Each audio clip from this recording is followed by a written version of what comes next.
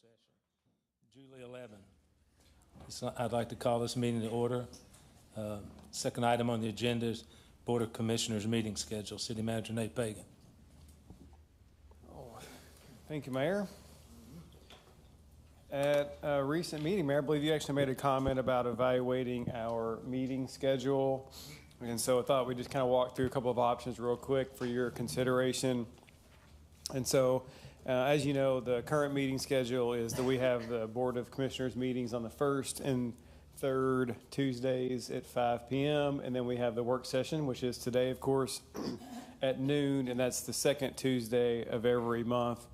And those meeting times are set by ordinance. And so those are duly adopted. So any change that we would make to the meeting schedule, we would have to make a change to that ordinance, which of course we do on a regular basis. So, and state law requires that we set those dates and times for our regular meetings. So that is in accordance with state law. I think state law only requires that we meet once a month. Most larger cities, though, do meet twice a month. And in talking to staff, we do need to meet twice a month. Just for transactional things like personnel appointments, if nothing else, right? That we hire a lot of people. And so if we only did that every 4 weeks or occasionally every fifth week because of a fifth Tuesday, then that would get us a little bit behind from a hiring process standpoint. But so we do have a couple of different options to review the potential changes from the current structure. And they're sort of iterations or versions of what we do now, so not necessarily substantial changes, but all of these, as you can see here for option one, would keep the first Tuesday at 5 p.m. the same, so no change. Keep that first week meeting, and then on this one we would drop the second week work session, and then basically do a third Tuesday work session at noon. And we've done that a few times this year already. If you remember, sort of done a hybrid commission meeting work session, where we might have a few transactional items, but then a few presentations as well. And so that seems to have worked pretty well. Only downside to this one is we would have to make that a special called meeting if there's any business on there, like personnel appointments, which would happen on a pretty regular basis. Could you explain the difference between a special call and regular meeting? Yeah, so that's a good comment. So a special called meeting is when it's not according to those times set by ordinance or not on one of the regular times. So we most often do that if we need to make a work session into a special called meeting. And so we'll do that to where we can conduct some business that we otherwise wouldn't be able to conduct because typically at a normal work session like this, there's no action. It's really just informational items and project updates and things of that nature, but there's no business conducted. No variation. Right, and so when you have an agenda with a special called meeting, we have to set the agenda specifically, and we cannot do any type of other business or consider any item that is not on the agenda. So on a special called meeting, it has to be listed on the agenda in order for it to be an actionable item. So good comment, Mayor. So that is one drawback to a special called meeting. Option two, again, sort of a derivative of that, would be to keep the first Tuesday meeting as is at 5 p.m. and then to have the third Tuesday to be at noon as we currently talked about for option one, but just to go ahead and make that a regular meeting.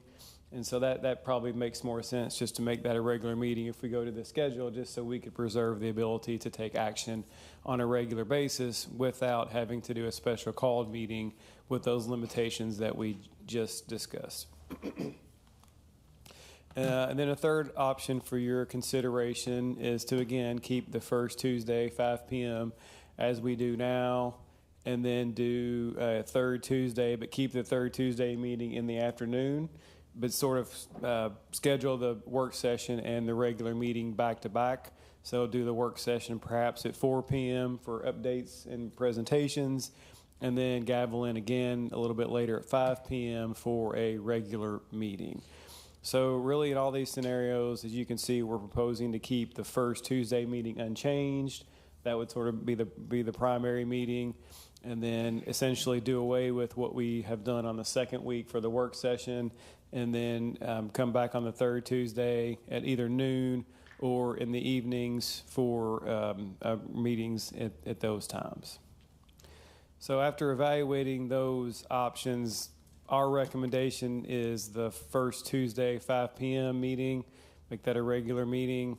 And then at third Tuesday at noon, regular meeting as well, with the understanding that that would be sort of a hybrid work session as well, that it would be presentation based. It would still be able to conduct business, do personnel appointments, committee appointments, and things that may need to be done in a timely manner to keep the flow of business moving. But then also that third Tuesday meeting at noon would be a lot of presentation-based type of activity like you would typically see at a normal work session. Beth, anything you want to add that I left out of that? No, I think you pretty much covered it. That was option 2, I believe, on the previous slide.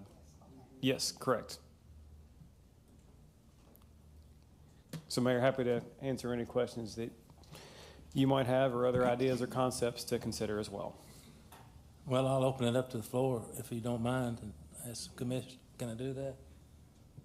Okay, good. Commissioner Smith, right?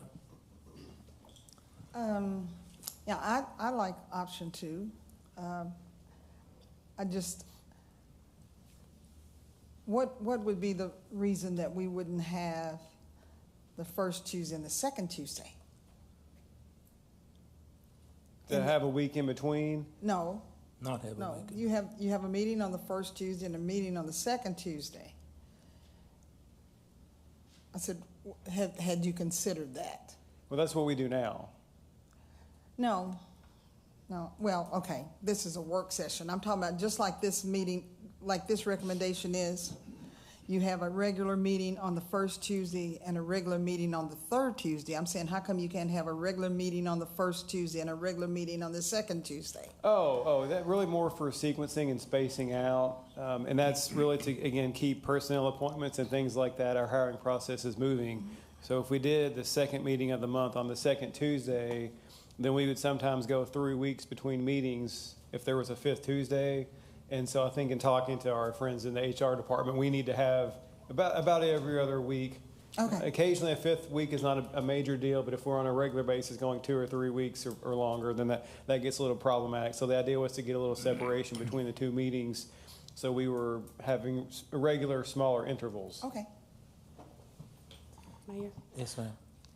I hate to go against the grain. I'm a very general, I'll do whatever we need to do to be most effective, but I really have a concern that on the first Tuesday at 5 o'clock, if I am a working person or retired or whatever, I can make that 5 o'clock in my schedule. When you do a 12 noon, I'm afraid that would eliminate the opportunities for citizens and interested parties to attend the meetings. So I think the afternoon meeting does allow, there are still a lot of people that work 9 to 5, and so hopefully they could get here to see what's going on. I do like the idea of combining the 2 sessions and doing one at 4 and one at 5. Okay, Commissioner Glenn. Yeah, Nate, is there any, I sort of agree with Commissioner Naismith in that option C, where we reduce it to 2 meetings, we still got the spread that you need for your appointments, and yet we are able to do a work session and 5 o'clock regular meeting, and we assure the public can get here.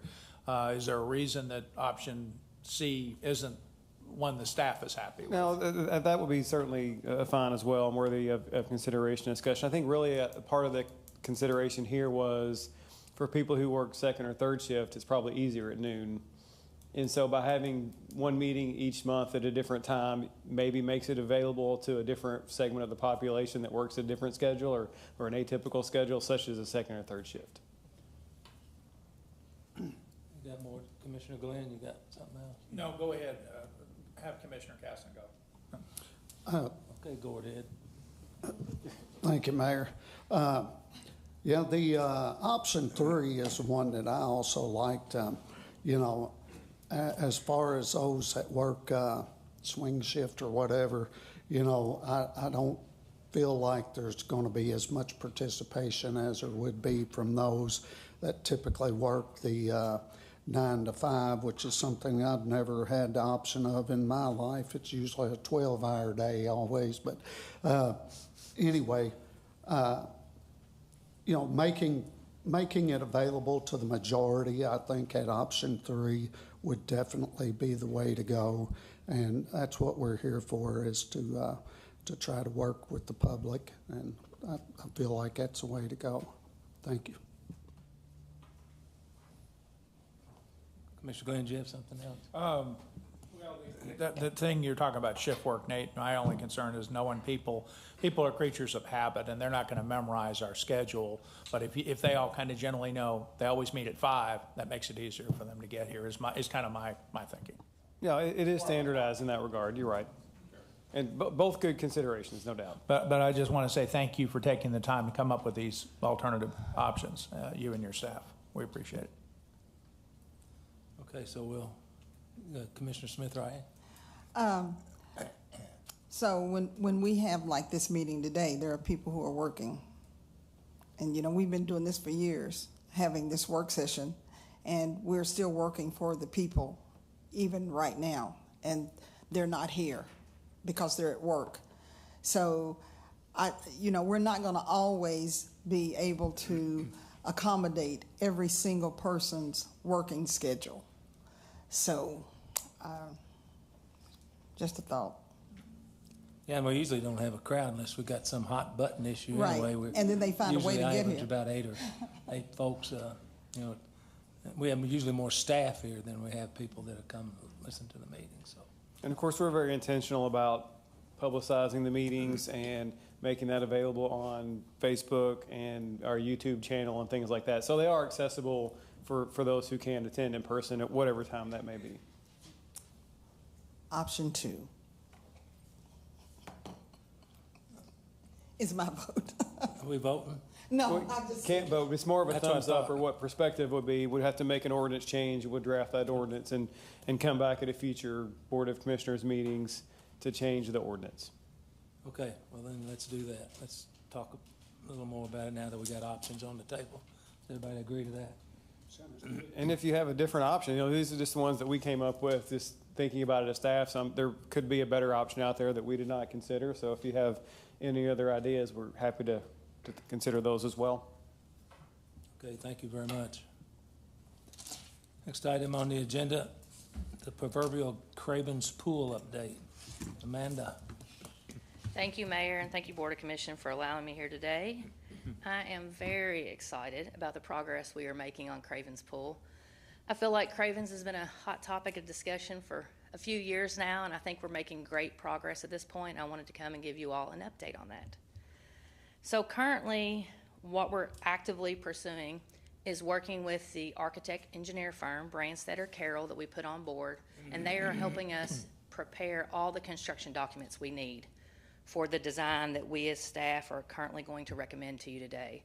So we're working on all the specifications for the equipment and the interactive play features, as well as the pool itself, so that we can get that construction bid hopefully out at the end of August is our goal. So there's the project timeline. This is the current steps we've been taking and where we're headed. Our goal and our hope is to have construction done and complete for a big grand opening event next May, just in time for pool season. So this next slide is an overhead of the proposed footprint set on top of the current pool. So when you look at this overhead, you can see the size of the current pool, which is kind of that white laid underneath the black lines. The black lines you see there represent the new plan for the pool. You can see from that we're significantly increasing the size of the water. Previously at Craven's Pool, we had a quasi zero depth entry pool, meaning it started out as a few inches, and as we had to make changes year after year after year to just continue that life of the pool, it ended up being about a foot step in at the shallow end. So this proposal, as you can see there on the left of this picture, does put into place a zero depth entry where small children can just walk right into that shallow water, and it will continue to get deep from the shallow end to the deep end of this pool. And the deep end of this pool is only proposed to be between 4.5 to 5 feet deep. It's still, because of the space of that location, it's still a pool focused more on the smaller child, that middle school down to preschool age. You can also see from this overhead that we're increasing the deck space around the pool. So we've expanded that deck space to the front, and our hope is to expand that deck space as well to the rear, to the north side. So this picture's great for information, but it's not fun to look at. So let's look at something that's a little more fun. So this is an artistic rendering of what we're going for at that location. You can see on the end that's closest to us in that picture, that is the zero death entry, and it has a lot of interactive play features. We are really trying to improve the opportunity for play at this location, make it very interactive. We want to build a place that's great for children to have an extended playtime at the pool, that they would want to be there for a longer window of time, that the children that utilize this pool will be given opportunities to improve their gross and motor skills. They'll have opportunities to interact with others, so they'll be able to learn to collaborate, make some independent decisions through play, as well as really improve how they communicate and deal with other people. A lot of things happen when children are at play that we don't consciously think about, so we wanted to make sure we put those features into a pool to where it's not just flat water. So you'll see on this end we've added a multi-level play structure. On that structure there is a slide. If you've gone to any amusement parks that have water parks, you've seen something similar to this at those locations.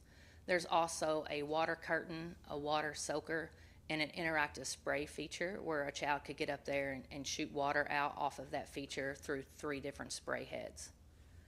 Also in this end of the pool, we've added a tri-level water table. So of course, everything that you see that sprays out of all these interactive features will be circulated, cleaned, chemically treated water from the pool. All these work through a pump that ties into our main pump system, so it's constantly pumping out treated water. That play table, again, is an opportunity for kids to play with one another, and there's a lot of manipulative toys in that table that will manipulate how the water flows and which direction it heads. So it's another great interactive piece. Now, if you look at the middle of the pool, you'll notice those 2 shade structures. Hidden under the ground will be our surge tank. That island kind of sets as our surge tank, but all the way around that island is a seating wall. So that's a great location for mom who wants to watch her small kids. It's hot outside, I need to be in the water. It's a great location for them to sit. It's also a good location for smaller kids to stand and jump off of and have another way to play. Now, if you look from this angle, you'll see the deeper end of the water. We added play features there as well. So on the east side of the pool, you see the aqua rope. On the west side of the pool, you see the water shower. It's basically a water curtain. On the north end of the pool, you'll see the tri-bucket drop. So just like you've seen at other water parks, that piece of equipment has 3 different buckets. As they fill with water, they will dump water out on the children. And we added 2 floatable pieces. We can do all kinds of different characters in those floatable pieces, but those are opportunities for children to climb on top of, work on their balance, work on their upper body strength. They can stand and balance on those, or they can jump off of those in the pool. So as staff, this is what we're very, very excited about. This is what we're shooting for at the pool. I want to address any concerns or comments that you may have about the direction we're headed, answer any questions you have, and our hope and intent is to get this project out for bid at the end of August. So I'm happy to answer any questions. I do want to mention that I have Jennifer Hodges here with me today. Most of you all recognize Jennifer Hodges. She's been with our department for a couple years. I won't mention how many. She is our recreation facility supervisor who manages both pool locations, Combest and Cravens, and she also manages what we kind of call the jewel of the Parks Department, Smothers Park downtown. So how much downtime, or will this be done in the winter? They're going to be working on this over the winter. We hope that they could start somewhere in late October, potentially early November, and that will give them a solid 5 to 5.5 month construction window, which we've been told by our consultant should be plenty of time to get this location prepared. And you can do this all within the budget? Well, that's always my hope. We have Just trying to get you on the record. Yeah. Well, I will tell you, I have made a mistake with the project list. So if you're talking about the budget that's represented in the project list, that is not correct. Okay. I will admit I'm at fault for that. I did not update that number For a couple of months somehow, I've overlooked updating that number with Yeah, Beth. I understand. I apologize for that, but we did get a probable cost estimate from Branstetter Carroll, which is one of the pieces that we requested from them as part of their work with us. And I have gone back to Nate and discussed that estimate with him. And Nate has assured me that he is going to work with us to get that set dollar amount, and has put a boot on my back to make sure I try to work to keep that budget in line and intact. So she's dragging you in on top of this. Yeah, Oh, no, that's I'm usually just- how it works. I'd understood from previous discussions that the Board of Commissioners supports the projects and wants it to proceed in a manner that we deem appropriate. So in that scenario, we'll endeavor to find the necessary funds, and I'm confident we'll be able to. Good deal. And if it's not too much trouble, I'd prefer not to mention that dollar amount since we haven't bid this out yet. Good I'm idea. happy to share that with you all behind closed doors. Okay, anybody else? I'm just impressed that, because when you think about building a pool, you think about a pool and a sliding board and obviously something to jump off from.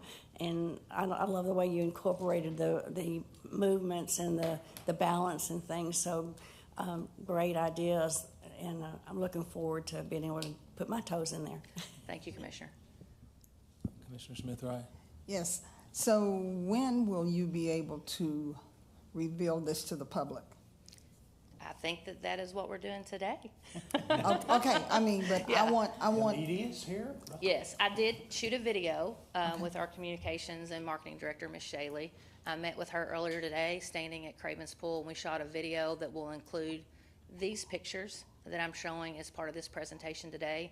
And it's my understanding that she intends to make that live later this afternoon. Okay. So that'll be on our social media, the park's social media pages, as well as the city's social media pages. well, I appreciate the hard work that you all have done on this, and it looks good. And maybe it'll take some of the heat off of us, because we've been beaten down because somehow in the community, it has gotten out that the commission did not want a pool at Craven's, and that we were doing everything we could do to close it. So anything that you can do to assure the community through Facebook, whatever, that this is going to happen would be appreciated. Thank you. And I hope with the news media we have here today that helps as well, Commissioner. I'll take some of the blame for that, because I tried to close it a long time ago. Like I got killed when I went down there. I know, but they accused me, even though That's they knew all it right. was you. That didn't bother me much. Anybody else? Commissioner Castle? Yes, I'm looking at the design. I have 8 grandchildren, and I'm just a big kid myself. Heck, it makes me want to go and enjoy it, you know. The play table, that's kind of unique. I have a couple of them at home for my grandchildren, and they love that thing more than they do the pool itself, you know.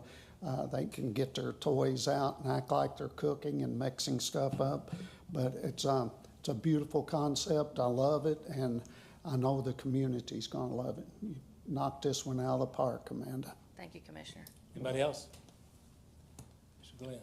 So my question has less to do with bricks and mortar and personnel. So during COVID and after COVID, we struggled getting lifeguards. Are we in pretty good shape generally with Combest Pool with our lifeguard staffing? Yeah, we are. We made some changes to how we onboard lifeguards. We started paying for the certification class. $250 to $275 is a big chunk for a 15 or 16-year-old. So we started paying for that certification class for them, and that has significantly helped. And also what you all have done, along with the work of the city manager and our HR department, to change the pay scale for our part-time staff, that has been huge. So we are actually out paying a private club here in town this year, which has been a huge help. And we have about 15 lifeguards right now. Yeah, I only had 9 last summer. It was a struggle. Well, I just think it'd be a tragedy to invest as we are in a beautiful facility, and then you have to shut it down a couple of days because you don't have enough staff. So. Right, yeah. And I know that was a serious challenge nationally, not just with us. So. It Okay. is. I feel pretty confident about our staffing status right now. Awesome. I love the design. Thank Thank you you. so much for all your hard work. Anybody else? Good job. Thank you. Next item on the agenda OFD. Chief Howard's going to give us a brief presentation of cancer prevention and awareness.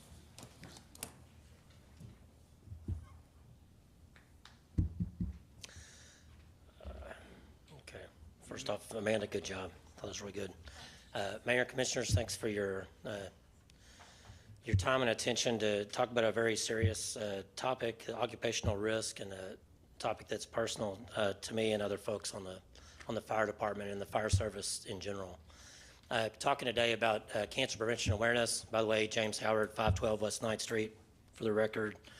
I think there is somewhat of a general awareness that cancer is a risk for those in the fire service, but if we get down to the numbers and kind of look at the scope of the risk, it may surprise some people.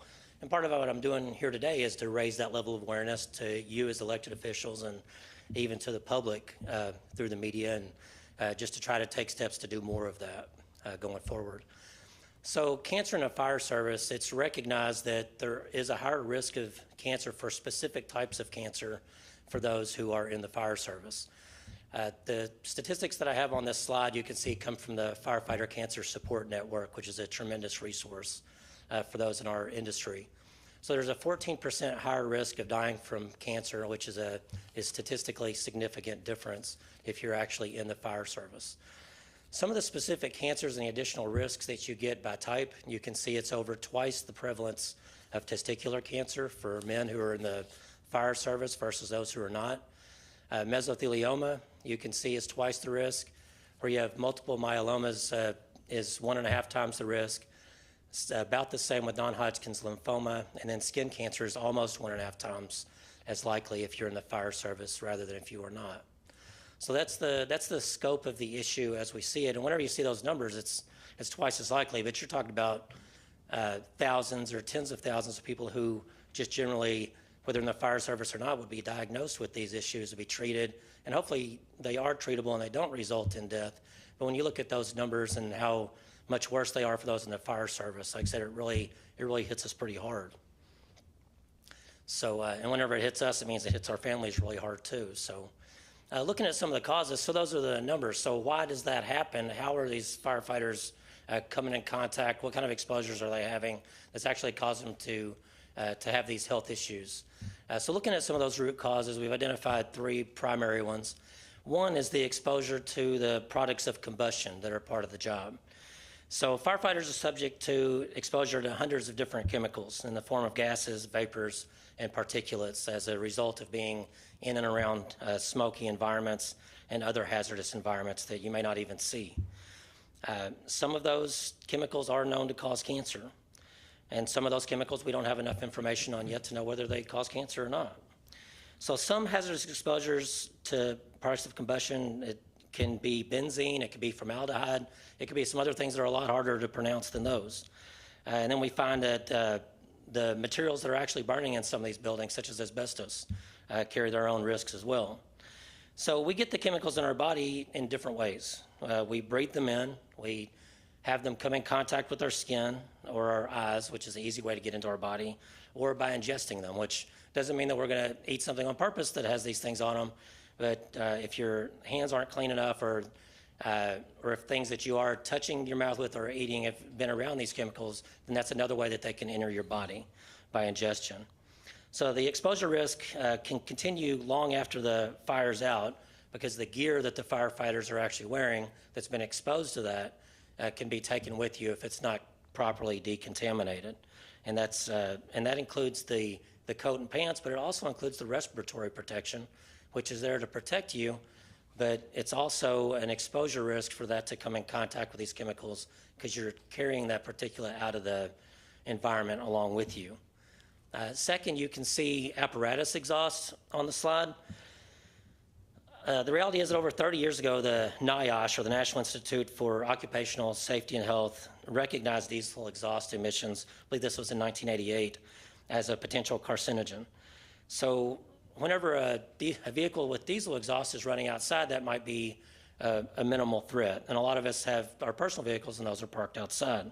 But we know that fire trucks generally start out parked in a bay before they leave the station. That means that those emissions initially are being introduced to the atmosphere inside of our facilities.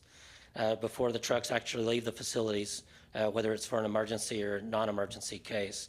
So we know that that's impacting the air quality in our engine bays and also potentially in the adjacent areas or the living spaces in our stations. So we're going to talk a little bit about what the solutions are to that as we go along here.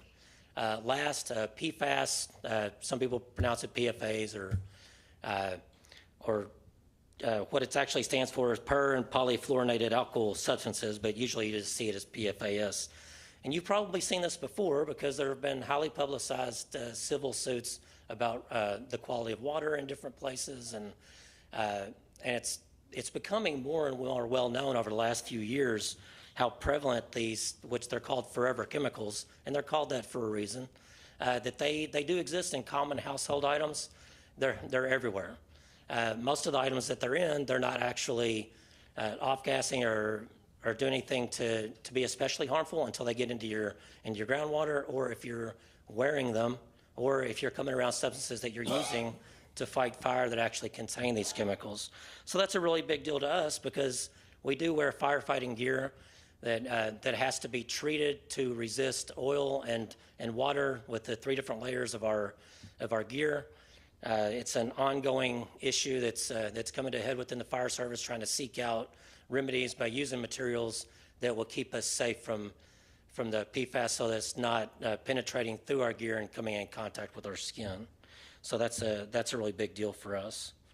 And like I said, they're widely used because of their ability to repel grease and water, and they're widely used in a lot of household items because whether it makes your cookware nonstick or makes your cosmetics adhere to your skin or whatever, like you see those things being really prevalent.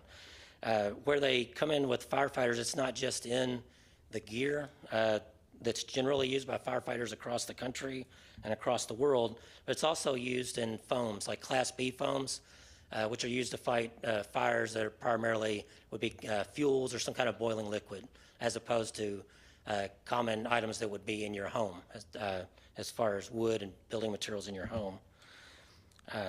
So the reason they started using those materials in the gear is because the manufacturers want to meet the requirements of the NFPA 1971 to have gear that's going to keep certain things away from you. But we know the reality is that the treatment of the gear is actually a risk in itself. So one of the main resources that I've looked at to try to find the best ideas to make sure that we're on track to do what we can to protect our folks and get the word out and to build our policies around and move the ball forward on this issue comes from a report that's called the Lavender Ribbon Report, which anyone can Google if you want to. I could supply a copy to anybody in the room. If you're interested in that, we can send that along to you. As you can see the logos up on the top right, this report was produced by a collaboration of the National Volunteer Fire Council and the International Association of Fire Chiefs Association. So some of the best practices, they've recognized that there are certain practices that if you put them in place, it doesn't mean that they bring you to zero risk, because it's extremely difficult to do that. That would only be in an ideal world. But the things that we can do to recognize the risk and to take some measures to try to minimize it are the following.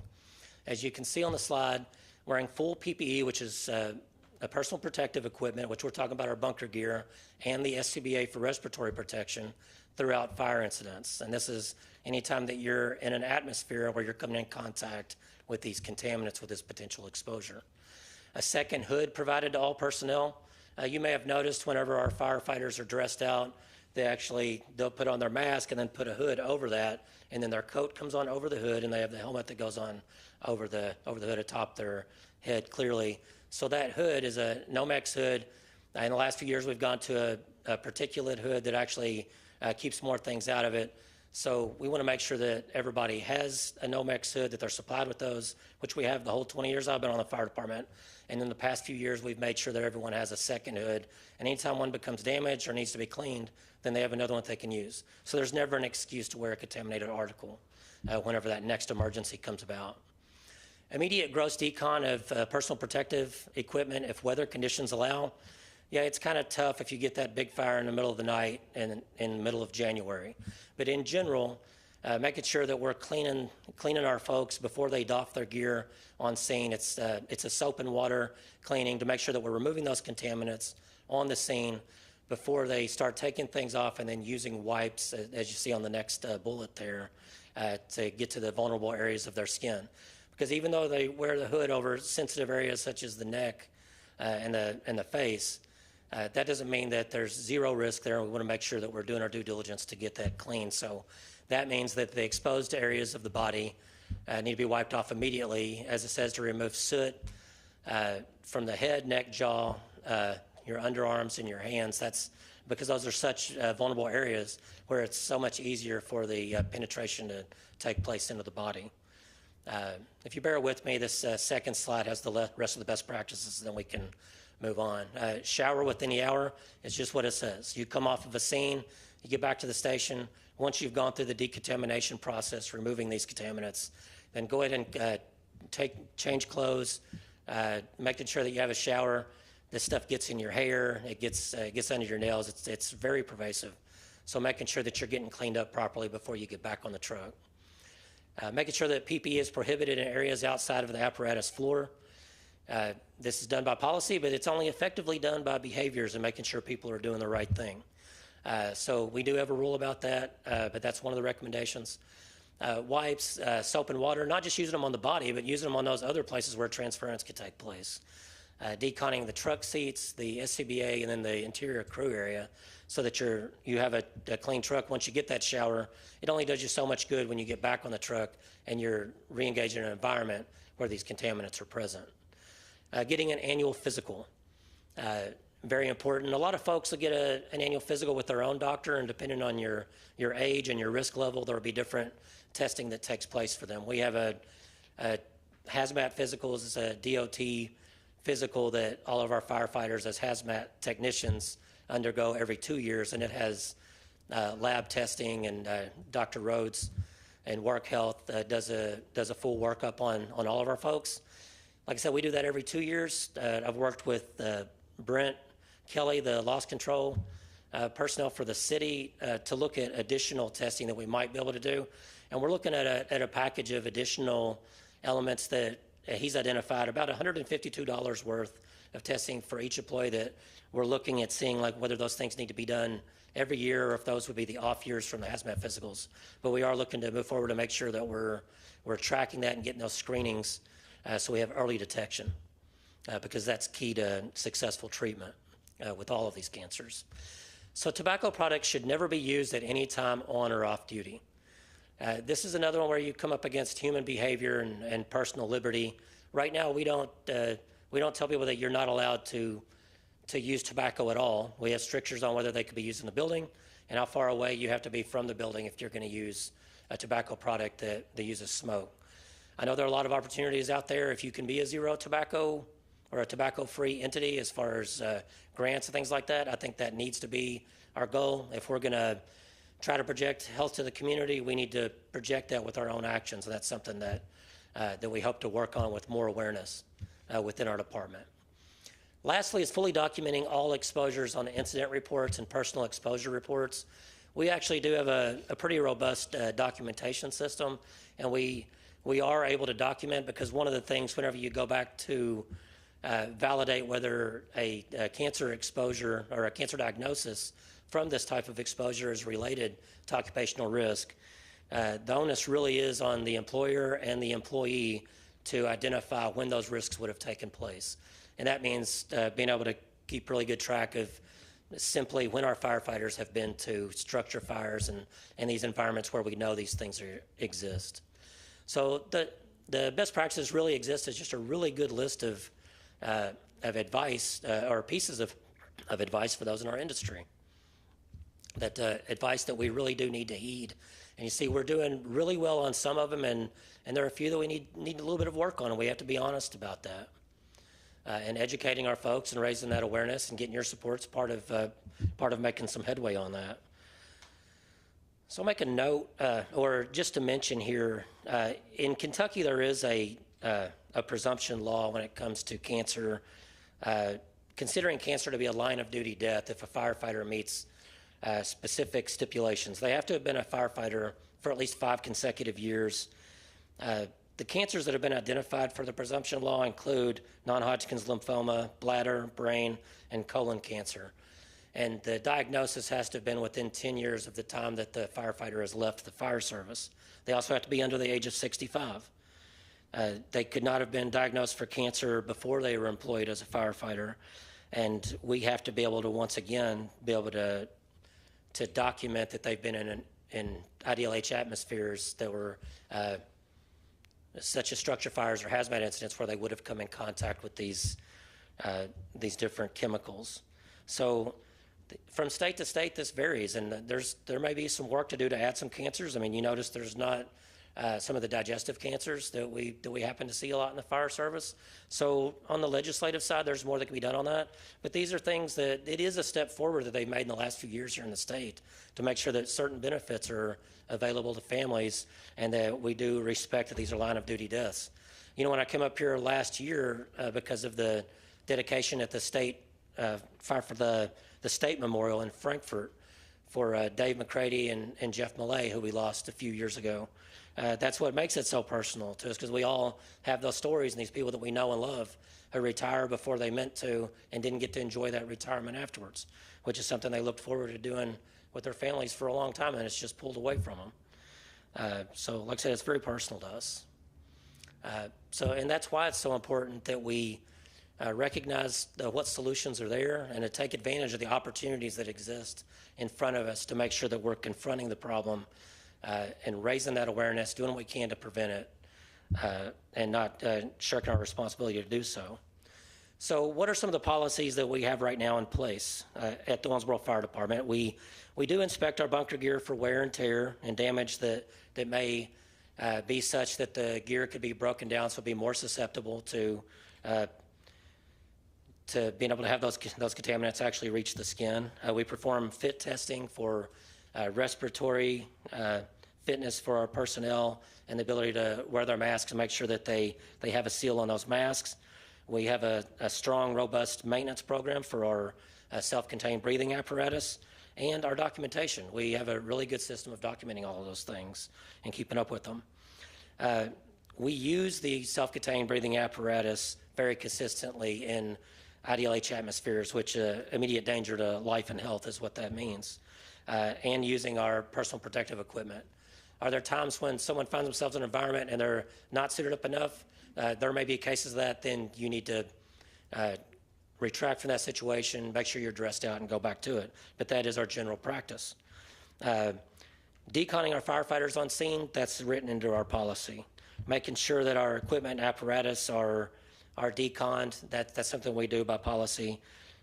Soap and water is available. They call them hero wipes, the body wipes that are especially made for this, for scenes. We carry those on our trucks and make them available to our folks so they can do that at the scene as well. We have standards and benchmarks for air monitoring at the scenes, whether it's carbon monoxide or hydrogen cyanide, as far as different gases that are at the scene, and you're not supposed to take your respiratory protection off until those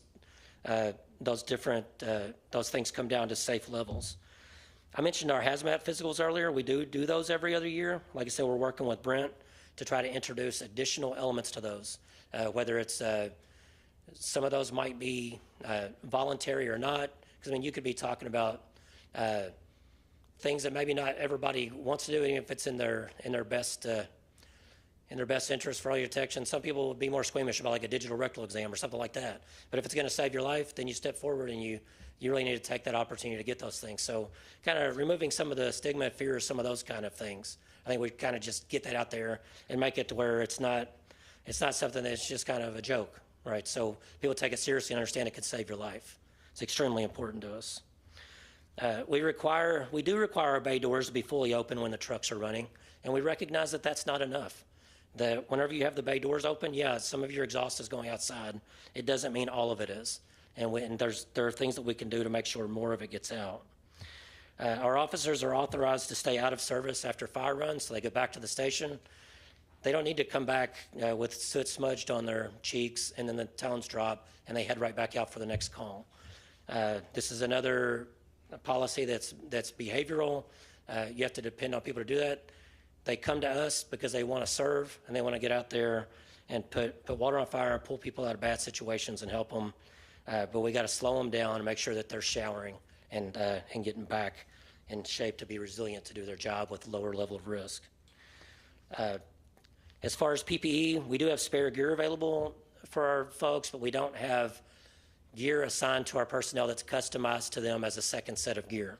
And I think that's something that we need to work toward, and we do have a plan for that. Once again, I mentioned we do have the second set of Nomex hoods for everyone, and that was one of the best practices. We don't allow bunker gear in our station, in the living areas of our stations. If you go to our bays, you'll see the signage on the doors that lead into the stations that tell people that you're not supposed to take your PPE past those doors.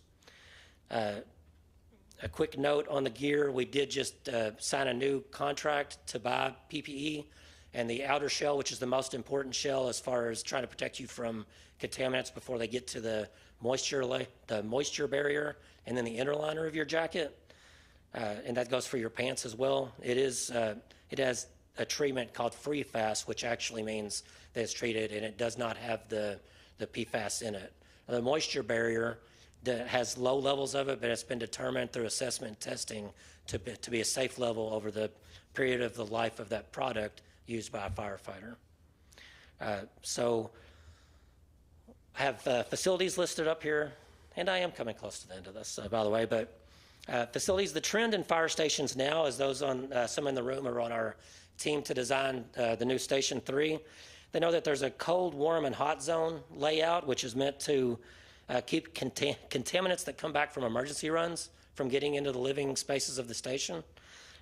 This is something that we need to do a better job on, and the opportunity's right there in front of us with the upcoming construction on the stations that we have coming up. Having a warm area between the bay, like a transitional area, where you can drop your gear, your equipment, be able to wash your coat and pants and to decon everything, or to be able to shower your body before you go into the station where people are eating, sleeping, learning, and all of the other things that we do when we're at work.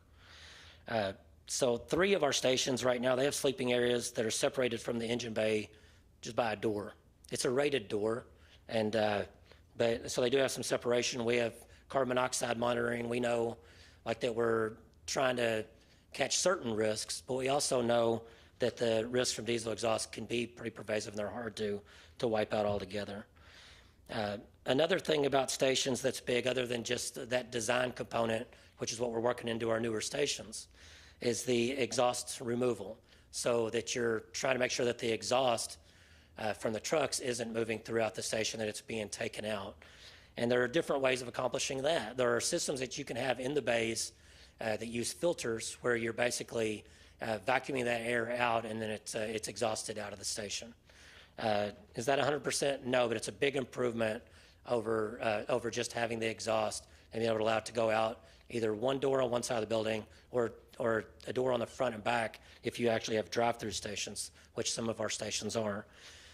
We requested and you approved in the current budget to be able to outfit 2 stations with the system that with systems to be able to remove diesel exhaust from the stations at Station 2 and 5. As we go through the other stations that are part of our Operation Firehouse infrastructure plan, then we will have completed having these systems in all of our stations.